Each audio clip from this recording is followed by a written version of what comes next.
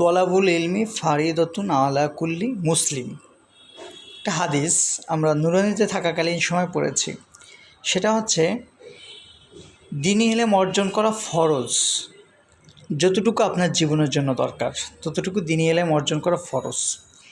Islam as a একটা নির্দেশিকা, as a আবার অপরদিকে কিন্তু একটা আইন।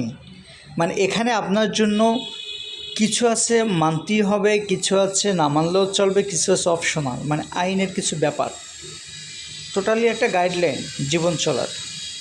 সুতরাং আপনি যদি একটা ভালো মুসলমান হইতে চান, সেক্ষেত্রে ইসলামিক ব্যক্তিগত আইন বা আপনার চলার জন্য যা দরকার সেই আইনটা জানাটা ফরজ, টোটালি ফরজ।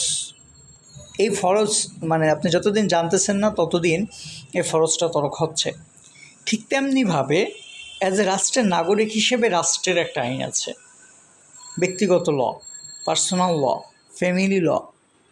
এই যে বিষয়গুলো, এই জিনিসগুলোও আপনার সুন্দর জীবন গড়ার জন্য, বিপদমুক্ত বা ঝামেলামুক্ত রাখার জন্য, সুন্দর একটা ফ্যামিলি তৈরির জন্য এই রাষ্ট্রের যে পারিবারিক লয়ের বিষয়গুলো আছে সেই বিষয়টা জানাটাও আপনার জন্য জরুরি।